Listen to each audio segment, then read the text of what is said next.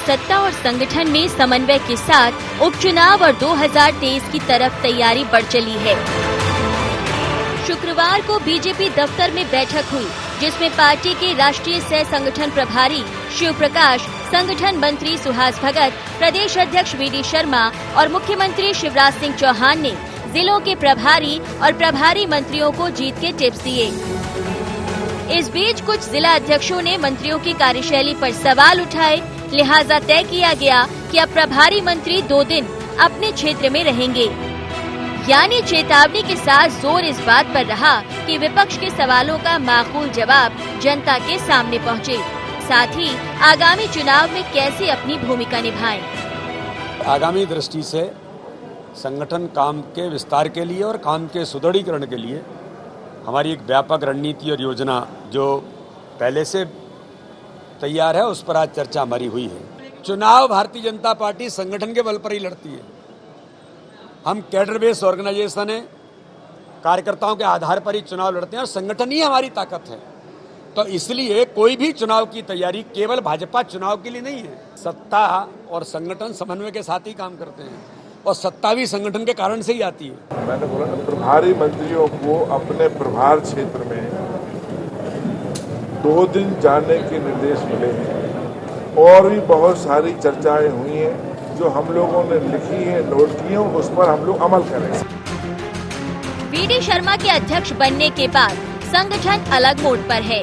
Party का प्रयास है कि कार्यकर्ताओं की बात को तरजीह मिले, लेकिन कांग्रेस को इस बैठक के पीछे कुछ और नजर आता है। सत्ता और संगठन का वहां तादाद में जरा भी दिखाई नहीं दे रहा है। केंद्रीय नेतृत्व के निर्देश पर यह मीटिंग आहूत की गई है और संगठन को मजबूत करने की बात अपने आप में यह साबित करती है कि एक मजबूत संगठन मजबूर संगठन के रूप में स्थापित हो चुका है। कांग्रेस और कांग्रेस की लीडरशिप के जो एक्शन प्लान है, उससे घबरा कर भी भारतीय जनता पार्टी चिंतित है और यही कारण है कि उसे यह बैठक आहूत करनी पड़ी है। बीजेपी की बैठक में ये भी तय किया गया कि पार्टी के पितृपुरुष कुशाभाऊ ठाकरे की जन्म शताब्दी को बूथ मजबूत करने के रूप में मनाया जाए। यानी साफ है कि पार्टी अपनी जमीनी तैयारी के साथ 2023-24 की तरफ भी बढ़ेगी। लेकिन बड़ा सवाल यही कि बीजेपी की इन बारीकियों का कांग्रेस के पास क्या काट होगी। Bureau report, IND 24।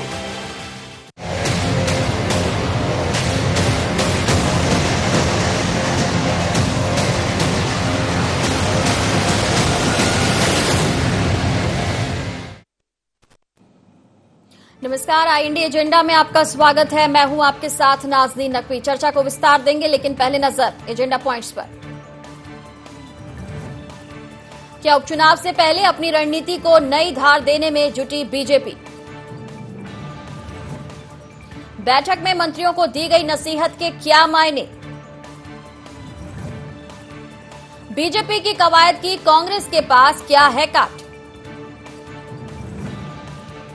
संगठन की रणनीति से मिलेगी सरकार को मजबूती। जी हां, संगठन और सरकार के बीच समन्वय की बात कही जा रही है। सत्ता में लगातार बने रहने के लिए संगठन पीछे लगातार काम करता है, कार्यकर्ता काम करते हैं और उन्हें समय समय पर बूस्ट अप करने के लिए इस तरीके की बैठक बीजेपी में आयोजित की जाती है। बीजेपी इन बैठकों को भले ही एक काम का हिस्सा बता रही हो, लेकिन कांग्रेस ये कह रही है कि संगठन की मजबूरी हो गई है इस तरह की बैठकें, क्योंकि हाईकमान के निर्देश पर इस तरह की बैठकें हो रही हैं। संगठन के लोग वहां कम दिखाई दिए हैं और इन तमाम आरोपों के बीच उनका ये भी कहना है कि सरकार को मजबूती नहीं मिलने वाली। आने वाले वक्त में जो उपचुनाव होने हैं उसमें कांग्रेस अपनी जीत का दावा भी कर रही है, बीजेपी को कमजोर बता रही है। वहीं दूसरी तरफ अगर बीजेपी की बात करें तो अलग अलग प्रयोगों के जरिए वो जनता के बीच पहुंचने की कोशिश भी कर रही है, लेकिन इन कोशिशों में किसे सफलता मिलेगी, आरोप प्रत्यारोप कितने सही हैं, सवाल यहां पर उठ रहा है और इन सवालों के जवाब हम लेंगे। मेहमानों से परिचय कराते हैं। रामकिशोर दोगने जी हमारे साथ जुड़ रहे हैं, कांग्रेस का पक्ष रखेंगे। शंकर लाल तिवारी जी हमारे साथ हैं, बीजेपी का पक्ष रखेंगे, बहुत स्वागत है। और वरिष्ठ पत्रकार सुशील शर्मा जी हमारे साथ हैं। तीनों का बहुत स्वागत है। और सबसे पहले सवाल आपसे तिवारी जी, कांग्रेस ये कह रही है कि आपका संगठन मजबूत नहीं है, मजबूर होता जा रहा है और इसलिए इस तरह की बैठकें जो हैं उनकी संख्या बढ़ गई है। एक दिन में 3-3 बैठक हो रही हैं। कांग्रेस के पास इस तरह के फ्यूज टाक करने के अलावा कोई काम तो है उनका तो कोई न एजेंडा है, न उनके पास कोई प्रोग्राम है, न कार्यक्रम। भारतीय जनता पार्टी के मामले में जहां तक आप भी जानती हैं स्वयं और प्रदेश की जनता और राजनीतिक कार्यकर्ता भी जानते हैं कि ये निरंतर काम करने वाली पार्टी है, निरंतर इसकी सक्रियता बनी रहती है। कार्यकर्ता से लेकर के स्थानीय कार्यकर्ता से लेकर के प्रदेश स्तर के नेता हो, मंत्री हो, विधायक हो, सांसद हो, संगठन के पदाधिकारी हो, ये निरंतर कार्यक्रम लेकर के है और उन कार्यक्रमों की मॉनिटरिंग संगठन स्वयं करता है और जो संगठन का एजेंडा होता है उस एजेंडे के अनुरूप चर्चाएं होती हैं, नेताओं की तरफ से मार्गदर्शन होते हैं कि हमें और क्या अधिक करना है। आपने देखा होगा कि अभी कल परसों ही 25-26 को ही वैक्सीन लगी और पूरे प्रदेश में एक पंचायतों में एक स्थान पर जहां वैक्सीन केंद्र थे कार्यकर्ता लगे हुए थे। और इसलिए निरंतर काम वाली निरंतर काम करने वाली पार्टी है। रही वह कांग्रेस के मित्रों की, तो कांग्रेस के मित्रों की मैं क्या जवाब दूं। मैं तो इतना ही कहूंगा कि अभी के मिश्रा जी को आपने सुनाया मेरे को पहले उनकी बाइट, वो एक मस्खरापन के अलावा क्या है। अब वो कह रहे हैं कि बीजेपी मजबूर इसलिए नहीं है कि दूसरे पार्टी की बैठक बुला ली और वो मजबूर पार्टी है इसलिए उसने बैठक बुला ली। यानी आप ये कहना चाहते हैं रामकिशोर जी, जो भी बीजेपी को जानता है वो जानता है कि बीजेपी की बैठक नियमित होती है। चलिए, बीजेपी गंभीर है रामकिशोर जी, लेकिन कांग्रेस के नेता मस्खरापन कर रहे हैं। नाजमीन जी देखिए, तिवारी जिस तरह की बातें कर रहे हैं इसमें बौखलाहट दिख रही है और घबराहट दिख रही है। ये लोग घबराए हुए हैं। समन्वय करने की जरूरत क्या है? आपका संगठन मजबूत है, आपकी सरकार मजबूत है, सब चीजें हैं, तो फिर घबराने की जरूरत क्या है? इतने घबराए हुए हैं कि संगठन की मीटिंग कर रहे हैं, समन्वय कर रहे हैं और जिस तरह की भाषा बोल रहे हैं इससे स्पष्ट होता है कि जो घबराहट है और आने वाले 23-24 को तो जीतेंगे ही, इसके साथ ही अभी जो चुनाव हमारे होने वाले चुनाव उसमें भी जीतेंगे। और आपने देखा वही हमारे दमोह में भी हुआ है। तो ये घबरा कर बार बार नेताओं को बुलाकर मीटिंग कर रहे हैं, इनमें समन्वय करा रहे हैं। समन्वय किस में करा रहे हैं? भाई सरकार आपकी है, संगठन आपका है, तो आपको समन्वय कराने की जरूरत क्यों पड़ी है?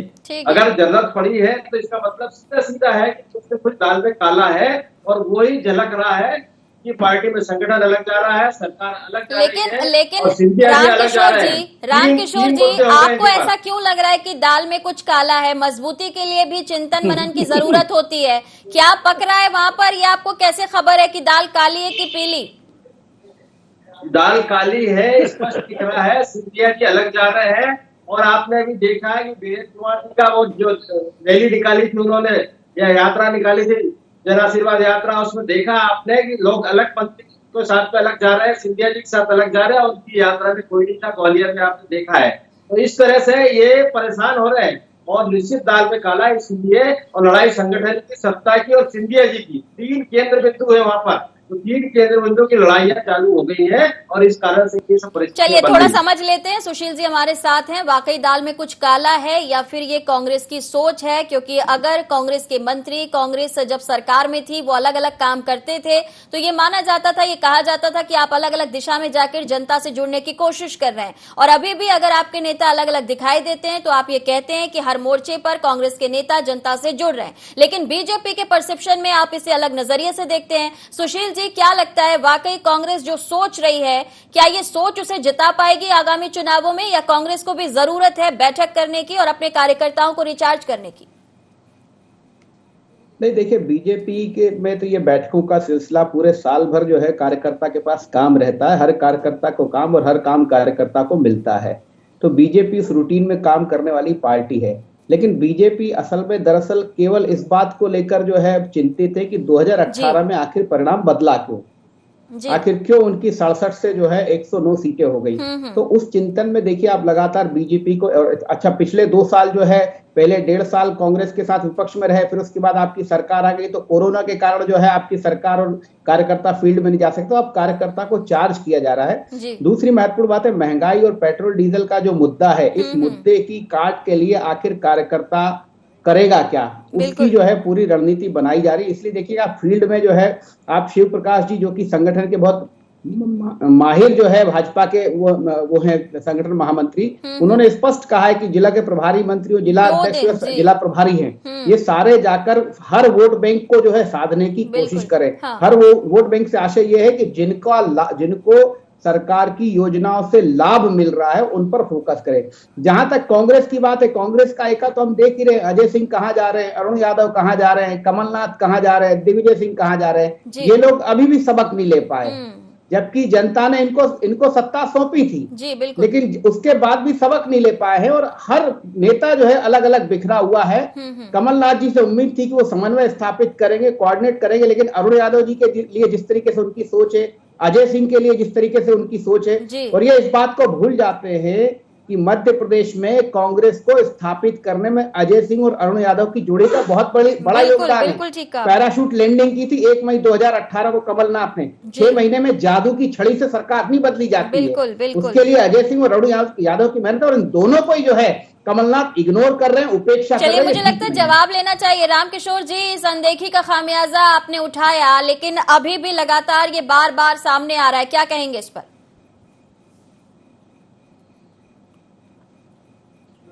और अपने अपनी बात रखने का अधिकार है, तो सब नेता अपनी अपनी बात रख रहे हैं। इस प्रकार का कुछ भी नहीं है कि किसी में किसी प्रकार का मतभेद या मनभेद है। अभी आप देख रहे हैं कि भाजपा में आपने देखा ये मनभेद इनके नहीं चल रहा है क्या, चल रही बात है सिंधिया जी है बीच में सरकार गिराने के लिए नरोत्तम मिश्रा जी और अरे वो सब बातें तो पुरानी हो गई सर, उन्होंने खुद खारिज कर दी वो सब बातें तो पुरानी हो गई। आपके यहाँ जो चल रहा है वो लगातार चल रहा है, उस पर बात कीजिए। आप उनकी पार्टी की बात कर रहे हैं, मैं आपकी पार्टी के सवाल पूछ रही हूँ। बीजेपी का बताएंगे ना, शंकर जी को इसीलिए इनवाइट किया चर्चा में। अगर सिंधिया जी नहीं अभी भी समन्वय बिठा पाए तो शंकर जी बताएंगे, लेकिन अरुण जी को लेकर, अजय जी को लेकर, उनकी नाराजगी को लेकर, इस पर क्या कहेंगे आप? देखिए, कोई नाराजगी नहीं है, प्रजातंत्र है, कांग्रेस में अपनी बात रखने का अधिकार है, भाजपा में बात रखने का अधिकार नहीं है, वो बंद कर दिए जाते हैं और हंटर चलते हैं, वहां से हंटर जैसा घुमाएंगे वैसा चलते नेता। या कांग्रेस में ये नहीं है, कांग्रेस में स्वतंत्र है, अपनी स्वतंत्रता से बात करता है, अपनी बात रखता है और बात रखकर पार्टी को मजबूत करता है। आपने देखा पिछली सरकार में हमारी सीटें आई थी और सरकार बनी थी, पिछले चुनाव में 2018 के में सरकार बनी है और अभी भी वो स्थिति है कि अब अच्छे बहुमत से सरकार बनने जा रही है। ऐसा कुछ नहीं है कि ये जो बातें हो रही है, ये बातें तो हमेशा चलती आई है कांग्रेस में, क्योंकि हर आदमी को बोलने का अधिकार है, बोलने का अधिकार, इसलिए बातें हो रही है। अधिकार है, बहुत अच्छी बात है, लेकिन आपको नहीं लगता कि आपको भी इस तरीके की बैठक बुला लिया कीजिए, जैसे कि बीजेपी बार बार बुलाती रहती है, आप भी बैठक कीजिए, घर के अंदर बात कीजिए, आपके घर की बातें बाहर आ जाती है, बीजेपी को मौका मिल जाता है बोलने का कि सब कुछ ठीक नहीं चल रहा कांग्रेस में। नहीं, भाजपा का काम ही यही है, सिर्फ पकड़ना, दूसरों को नजर रखना, दूसरे क्या कर रहे हैं। भाई अपना संगठन संभालो, अपनी सरकारें संभालो, अपने लोगों का काम करो तो ज्यादा अच्छा। अभी वर्तमान में देखें महंगाई कहाँ जा रही है, इस पे बात नहीं करते। आपका ये पेट्रोल डीजल कहाँ जा रहा है, इस पे बात नहीं कर रहे हैं। अभी अनाज लोगों को थैली में 150 रुपए की थैली में 100 रुपए का अनाज दे रहे हैं, इस पे बात नहीं कर रहे हैं। आपने ये दूसरी महंगाई बढ़ रही है, इस पे बात नहीं कर रहे हैं। तो ये सरकार कैसी चला रहा है ये देखिए आप उठा के, जनता परेशान है, त्राही मचा हुआ है, अभी मूंग खरीदी नहीं हो रही है। इसके क्या आप ये देख रहे हैं कि बीजेपी जन आशीर्वाद के लिए निकल पड़ती है? आप ये सोच पा रहे हैं कि कांग्रेस में रहते हुए, विपक्ष में रहते हुए आप जनता के बीच नहीं जा रहे? महंगाई को लेकर आप परेशान है, जनता की आपको चिंता है, एलपीजी के दाम बढ़ रहे हैं, इस बात की आपको चिंता है, लेकिन बीजेपी बावजूद उसके जन आशीर्वाद के लिए निकल पड़ती है। तो फिर ये क्या बात है, कैसे उनकी हिम्मत हो जाती है? कुछ तो बेहतर किया होगा। बीजेपी का काम ही है जुलूस निकालना और घूमना, धार्मिक जुलूस निकालना, कभी सांप्रदायिकता फैलाना और लोगों को परेशान करना। आप बताइए महंगाई पे कम कर पाए क्या या कर रहे हैं क्या? ये कुछ भी नहीं कर रहे, महंगाई के बारे में सोच भी नहीं रहे। तिवारी जी बताएंगे। तिवारी जी, समन्वय नेताओं से करने से नहीं होता, पार्टी मजबूत तिवारी जी, जनता की सेवा करोगे, जनता को सही। तिवारी जी, पर्यटन के लिए जन आशीर्वाद यात्रा, तभी सरकार कर जाएगी, घूमने फिरने के लिए जन आशीर्वाद यात्रा, आरोप लग रहा है आप पर, भ्रमण के लिए निकाली गई। आरोप क्या लगाएंगे?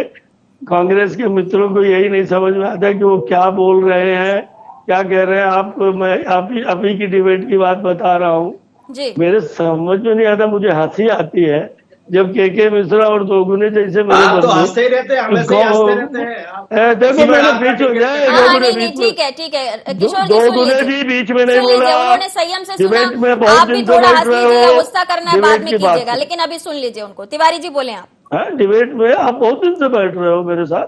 जी, मैं जी, ये बोलिए। कह रहा हाँ, हूँ बेहतर। कि कांग्रेस, दोगुने जी नमस्ते, सुनिए, मैं ये कह रहा हूँ कि मैं तो सुन के हतप्रभ हूँ, मुझे हंसी आ रही है जब के मिश्रा जी कहते हैं और दोगुने जी भैया कहते हैं हम घबरा रहे, भाजपा घबराई हुई है, भाजपा के नेता डरे हुए। अरे ऐसे कौन से चतुर्भुजी हो गए हो यार कांग्रेस के मित्रों, ऐसा क्या कर दिया है तुमने कि हम घबराए हुए हैं, हम डरे हुए? इस तरह की शेख चिल्ली पना की बातों से कांग्रेस का कल्याण नहीं होना। सुशील जी ने अभी बहुत अच्छे ढंग से आपको कुछ अच्छी बातें कहने की कोशिश की, एंकर ने भी आपसे कहा कि भैया आप अपना कार्यक्रम बताओ, तो उसके अलावा आपका तो कोई कार्यक्रम नहीं।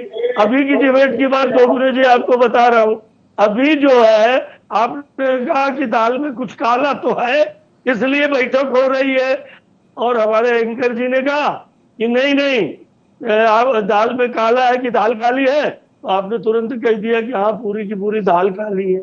अभी की दाल में काला है कि दाल काली है कि आपका मन काला है कि आपके कर्म काले हैं, और इसलिए आपको सब काला काला दिख रहा है। अरे भैया हम तो अपनी पार्टी की बैठक कर रहे हैं, और दोगुने जी कितनी जानकारी है आपको बीजेपी के बारे में मैं नहीं कह सकता।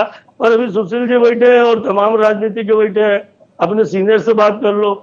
अभी बताया उन्होंने कि यह पार्टी कार्यालय, कार्यकर्ता और कार्यक्रम इस सिस्टम से चलती है और ये निरंतर काम करने वाली पार्टी है।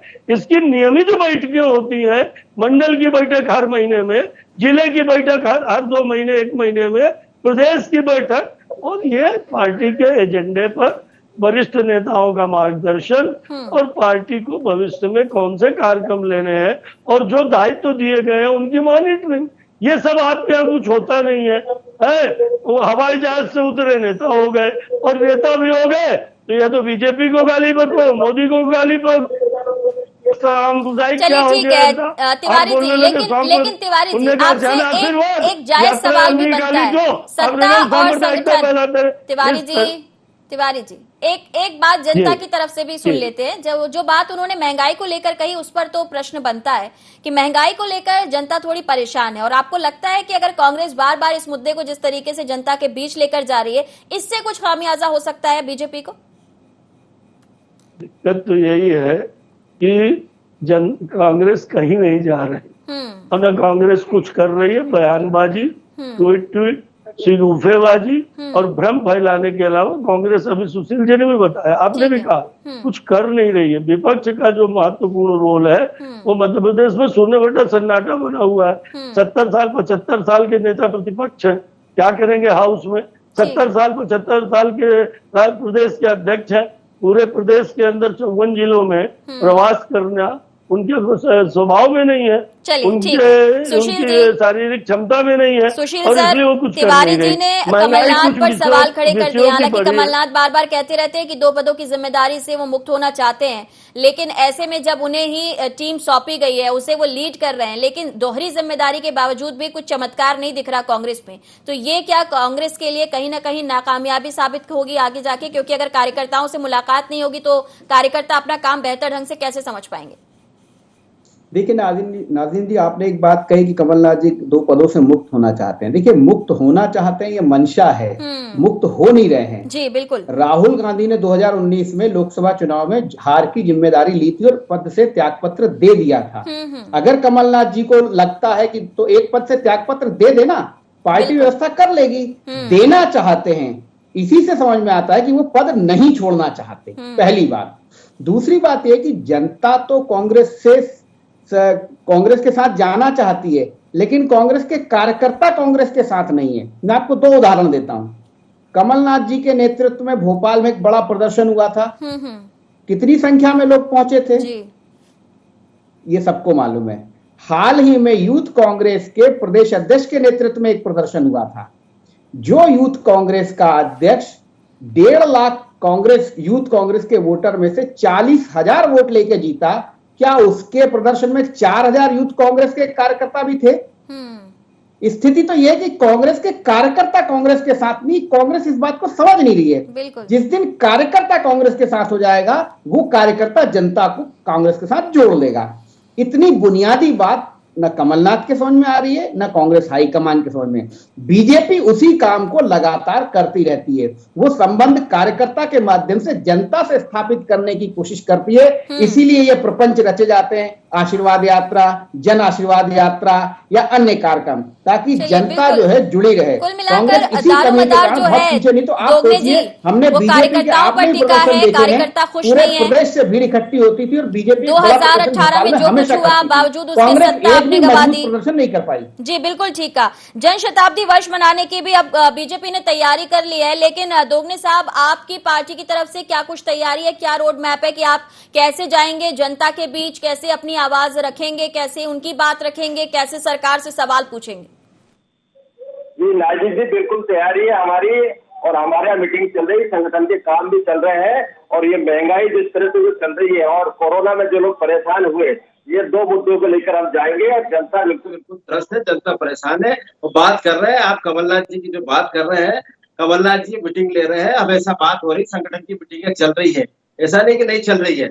बहुत सारी चीजें अंदर की पता ही नहीं लग पाती हर आदमी को। सब काम हो रहे हैं हमारे कामों में कहीं नहीं है। संगठन मजबूत है, संगठन में अभी हमारे 52 जिले के प्रभारी नियुक्त किए हैं। हर प्रभारी अपने जिलों में जाकर जहाँ प्रभारी वहाँ के संगठन को मजबूत कर रहा है।